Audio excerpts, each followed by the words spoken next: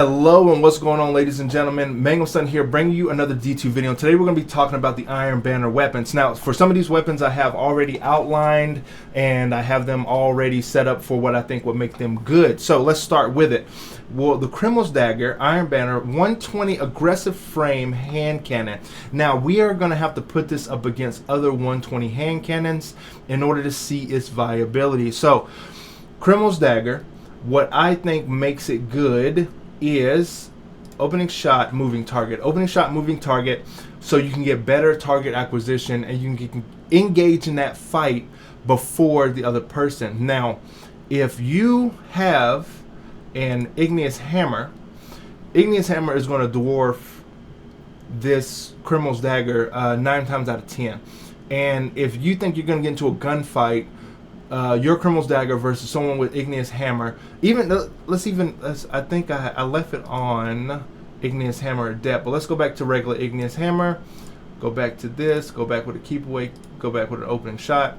So you can either get, rapid hit, you can get keep away, you can get opening shot, you can get moving target, you can get a whole bunch of benefits from the Igneous Hammer. Getting a bad Igneous Hammer is kind of hard to do. What would be a bad one? Something with Slick Draw, Frenzy, I don't know. Some random perks that really don't mesh well with the overall build. So Arrowhead Break, that's in order to get the handling up. And then we're going to go with the Flared Magwell in order to get the reload speed up, get a little bit of stability. Moving target, opening shot. These are baseline things that are always active, so you're not going to be too hindered by the weapon. Now the Igneous Hammer with the keep away opening shot is going to be able to outrange you and it's going to be able to out DPS you way faster. So here you got the three crits, 0 bodies, 2 crits, 1 body. Over here versus the, well, you got the 3 crits and you got the 2 crits, 1 body. So I mean, on a level playing field, it says that they can battle each other, but you're not that guy. You're not Igneous Hammer guy. You're not the guy who got his god roll of the keep away opening shot roll. And I just want to preface this with, you got yours in Iron Banner, that's 6s, and he got his in a very sweaty PvP competitive game mode that more than likely you don't really go into. Now, if you wanted a kinetic hand cannon, I understand you got Crimil's Dagger, but if you want the best 120 aggressive frame hand cannon, then Igneous Hammer is going to be it hands down. I'm not an Igneous Hammer fan. I'm not shilling for it, but on paper and engaged in the duels that I've been in while playing PvP, I'm not that guy either. I'm not going in there and out-dueling most Igneous Hammers. They're adept, more than likely, most of the time.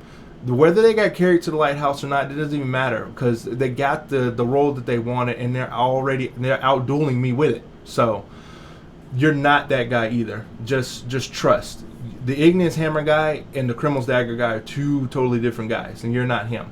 Now, round robin is the poor man's Igneous Hammer. It's got way less stats, or not as good stats as the Igneous Hammer, but round robin's okay for the strand builds with the hatchling and the other stuff. You got some other options here to do with round robin, but sticking on target with Crimil's Dagger, Arrowhead Break for the handling, Flared Magwell, moving target, opening shot. You can even say something about Zen Moment, but I do prefer the opening shot roll with the Hawkeye Breached Armaments. But if I'm in Iron Banner, I'll go with the Skulking Wolf. But Hawkeye Breached Armaments just for the overall gameplay for the weapon. So this is it, right? So let's go on to the next weapon. All right, so we're going to be talking about the Guiding Sight. The Guiding Sight, Guiding Sight Scout Rifle. That's what I wanted to do. I wanted to put those 2 things together, is a sight and scout. So Scout, that's what you got. The Guiding Sight Scout Rifle, what is it? A high impact frame. So it's a high impact frame scout rifle. Now, ain't no one using high impact scout rifles. I'm not a high impact scout rifle fan. I've never been a big fan of high impact scout rifles. Have there been any good high impact scout rifles? We have Polaris Lance. Polaris Lance. They should have brought us back Braytek's legendary version with more perks, and like with Bray, I think it's called Bray Inheritance. That would have been dope. Bringing that back as a a legendary version of the exotic to do maybe incandescent, or introduce a new perk that applies one scorch stack or something to precision shots, something like that. You know, it would have been a unique weapon type to bring back into the game. But anyway, I'm getting off track because I don't want to talk about guided sights because it's trash. It's trash. It's absolute trash. Let's go with the arrowhead break. I'm an arrowhead break fan through and through. If you watch some of my videos, you know I love arrowhead break. So we need more stability. We're going to be ranging, so we're not doing that. We're doing steady rounds. Then here's the stuff that gets tricky. Now, some people would be like, "Oh, let's do moving target." Let's not do moving target. We're going to do perpetual motion because we're going to need all the stacks. We're going to need all that. We're going to be moving and we're going to be stopping and running, and we need that extra. What is it? 0.5. The 0.5 seconds that we need to when we stop moving to get our gun activated to put down sights. Now, what is going to be the okay pick for the rest of that? Well, many people will think, well, if you put on Cascade Point and you get another kill, and Cascade Point had his time in the sun. They're trying to nerf Cascade Point. They're taking it off of some grenade launcher. They don't want it to do whatever it's doing. It's changing archetypes. I think, let's say that right. It's changing archetypes of weapons into archetypes that they're not. If you go Cascade Point with Guiding Sight and you got a good pairing of that, because it's in the kinetic slot, it's a strand weapon. So what are we talking? If you paired this with something else, I mean, Guiding Sight's taking the position of conditional finality, and if you got that, I mean, it's taking the spot of Epiphany, the new strand exotic from the raid. I'm not as a head scratcher on why you'd keep this in your why you'd keep this weapon equipped. I can't think of anything else I would want to pair this with. I guess Hatchling. The only thing I can think of is Hatchling, just for when you actually do get the one kill out of 7 people that you encounter and you feel proud of yourself. It's gonna be cool. Let's turn on the Deer Focus. What does that do? Sustained fire increases accuracy, range, increases lunge distance for. I mean, wasn't the Deer Focus the best choice for this? Field test it would have been better.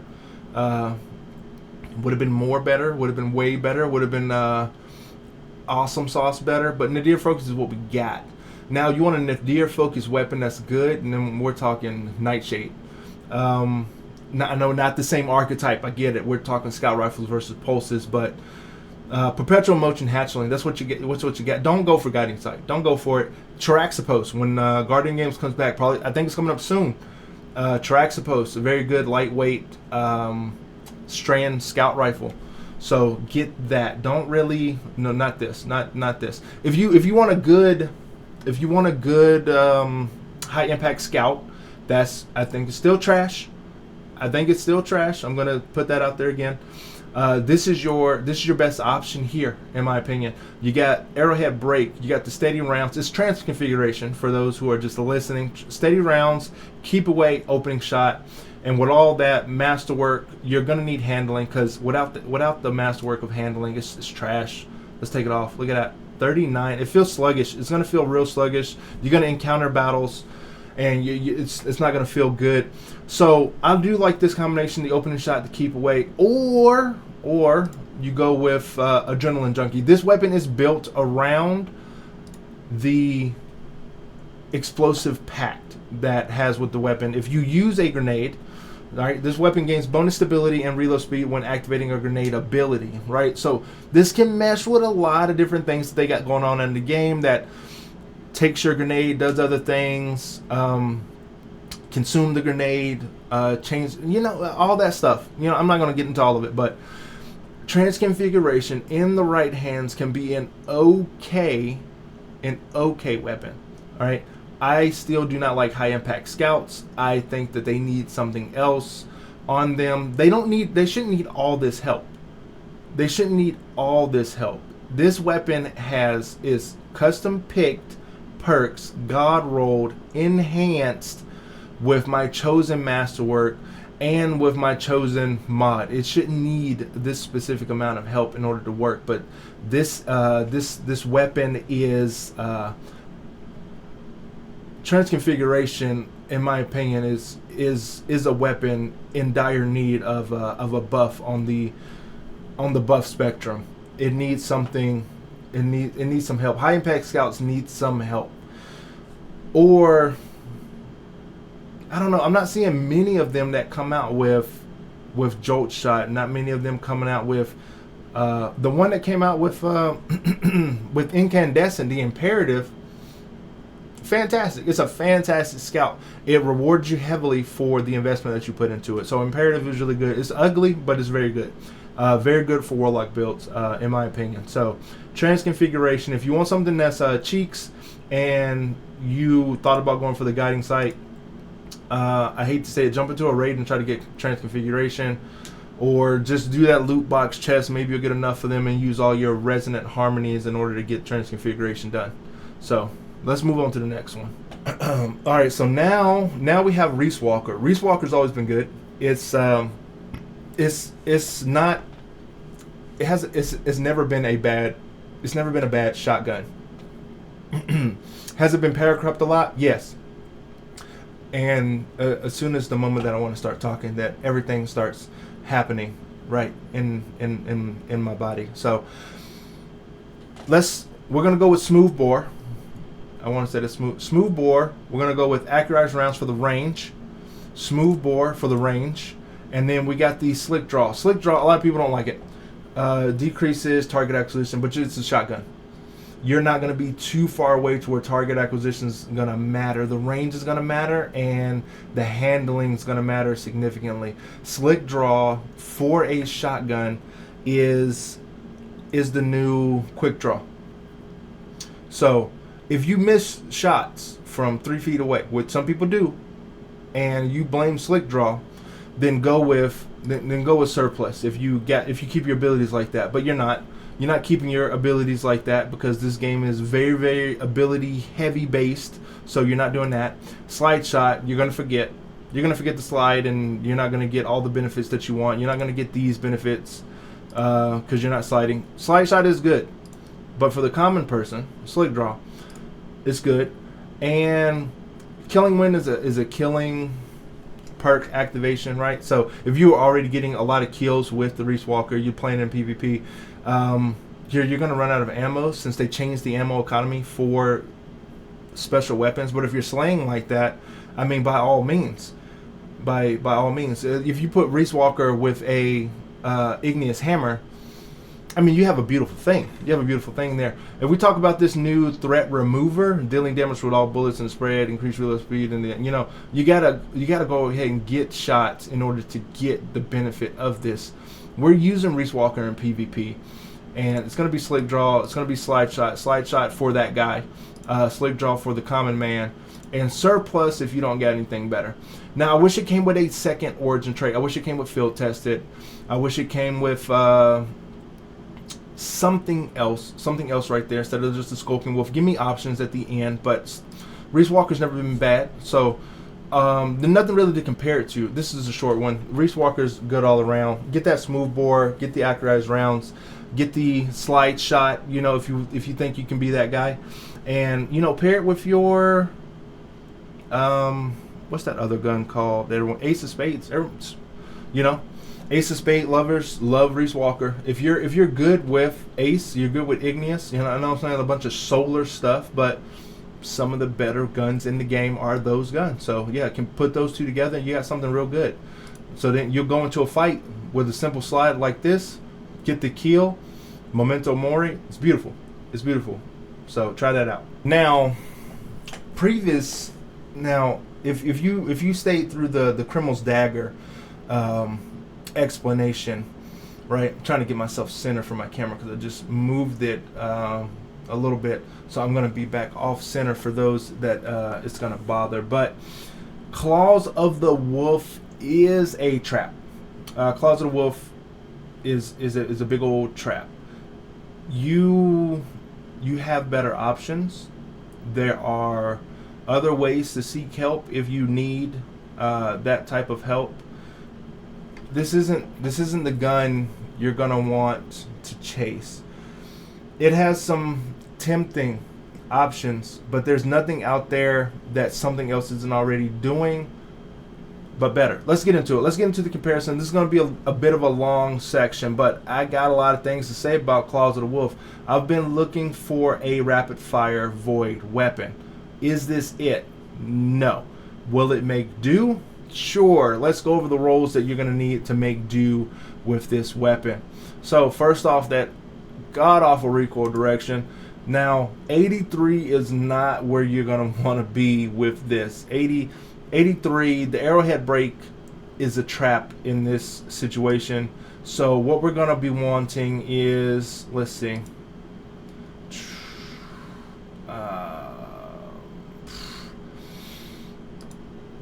probably the 63, because arrowhead break, you're already going to be leaning to the right.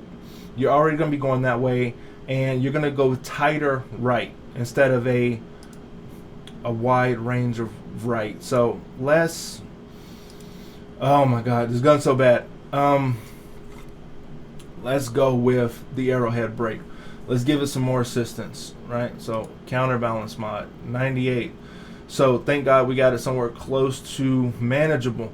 Now, the rest of the stats seem real bad, but the reload speed is the thing that's going to kill you. Not the stability, not the handling. They draw pretty fast, right? So the reload multiplier for a rapid fire is okay. So, I mean, we can go light mag.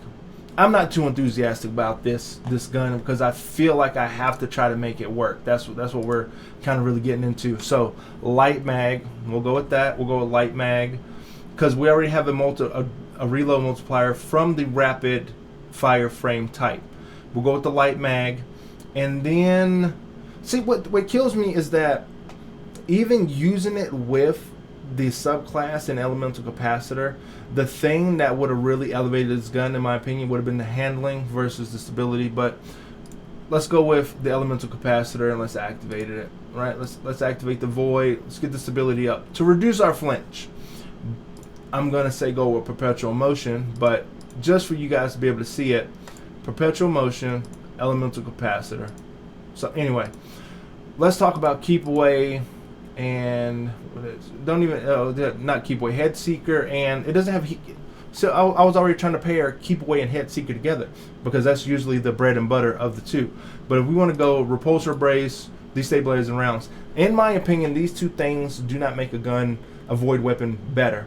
Velas X tries to do this with the repulsor brace and the destabilizing rounds, but how many times have you been killed in PvP by Velas X? If you've battled me in PvP, maybe a little bit, because I've used it to try to make it work. Still a bad gun, but it tried to make it work. Perpetual motion and Zen moment. Now you'd be thinking, okay, Rampage is going to get my TTK up. Not as much as you think, because you're not going to get the kills. Kill clip, but you're not going to get the kills. I'm going to go with perpetual motion Zen moment. At least you can stay on target. You know, stay relevant in the fight instead of trying to think that you are in the fight. Because with Rampage and Kill Clip, those are traps. Those are straight up traps. You're not in the fight yet. You're going to encounter somebody who's going to hit you, and you're going to get off target. So your 3 bursts is going to turn into a 5 burst, and you're already going to be dead. So let's give it some more. Let's give it some more love, right? Let's up that range by a little bit, right? We'll up that range a little bit. And we're going to need, well, we already have the counterbalance stock on, so that's it. That's the end of your run. This weapon isn't changing the way that void weapons interact with the void subclass. With all the buffs that are going on in Destiny 2, the void subclass, in my opinion, still needs the biggest help. When we got that arc blade throw from the new update, honestly, that could have been the void. The way that the void one worked and the way that the arc one worked, they could have been swapped. We like Blade Dancer. Those two supers could have been swapped. It would have been better. The Titan axe throw, very good, but they nerfed the heck out of Bubble.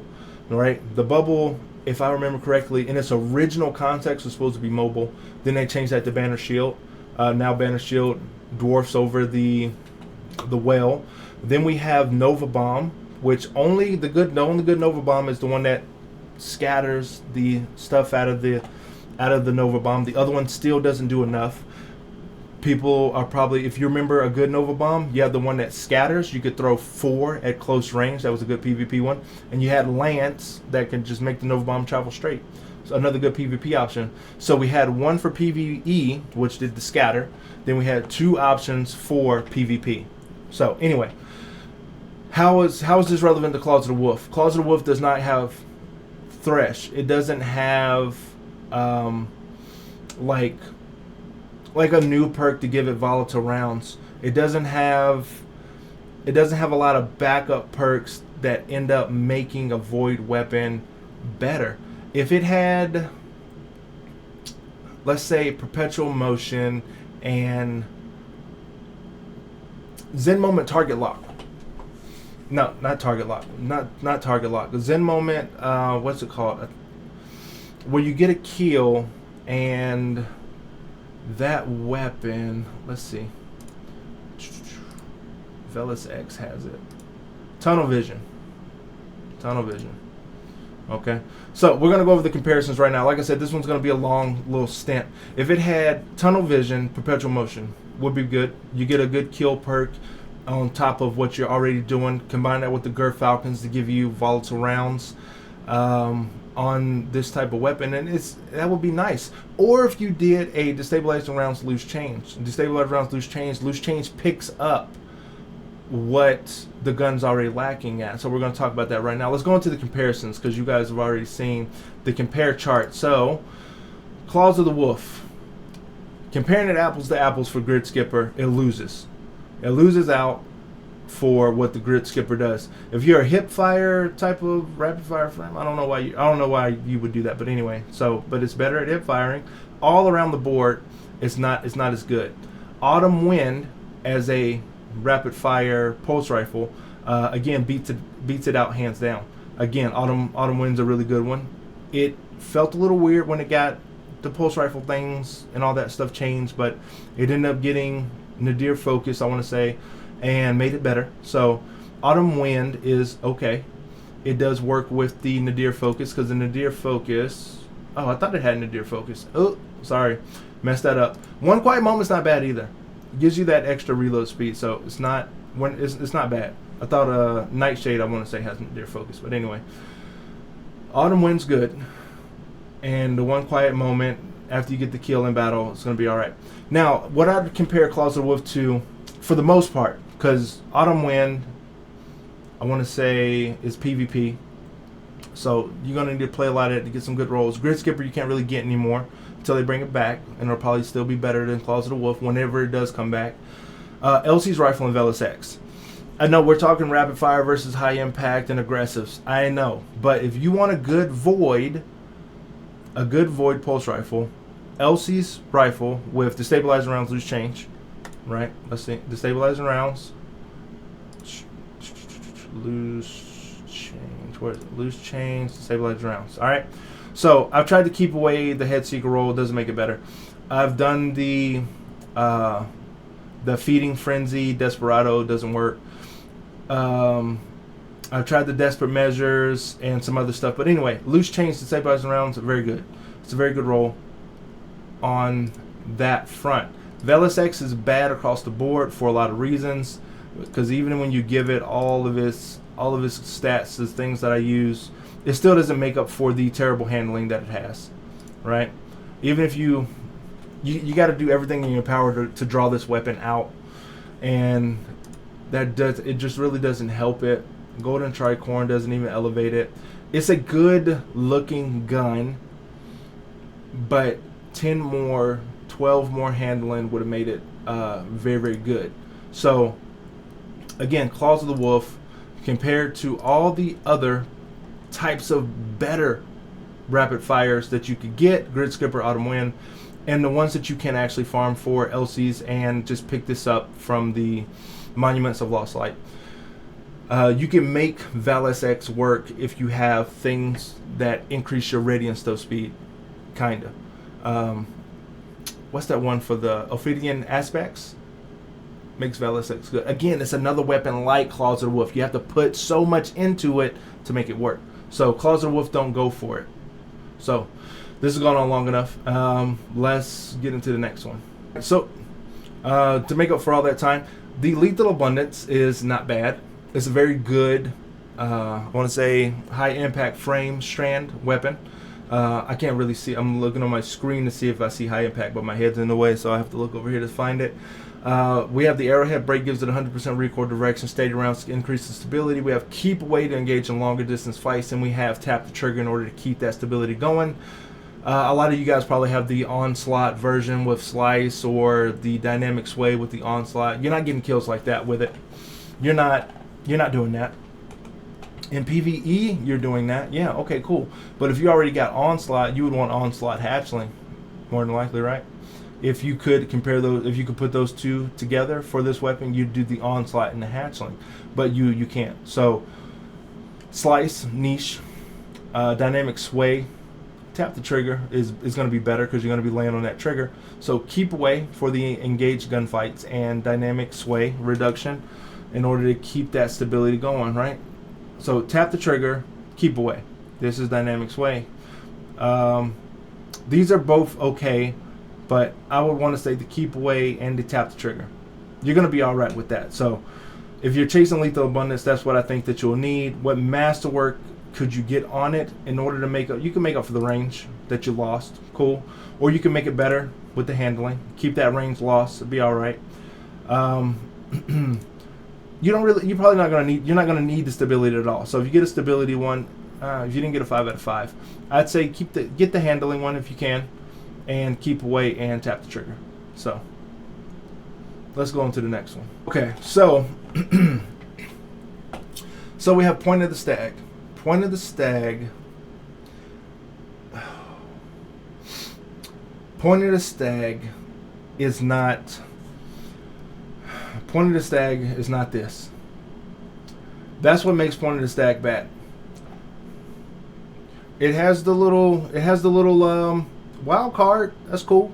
But it's not this. This is the bow that we've all ARC people have wanted.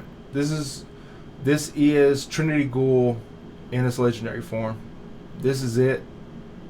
There's nothing I can say about Point of the Stag that's going to make it good. You want a PvP bow? Go with Hush, maybe. Point of the Stag. Point of the Stag, just think this. I don't got this, but I know it's good. An opening shot, volt shot? Come on. Come on, what are we talking about here? You can put any combination of this stuff together. Any combination of this stuff.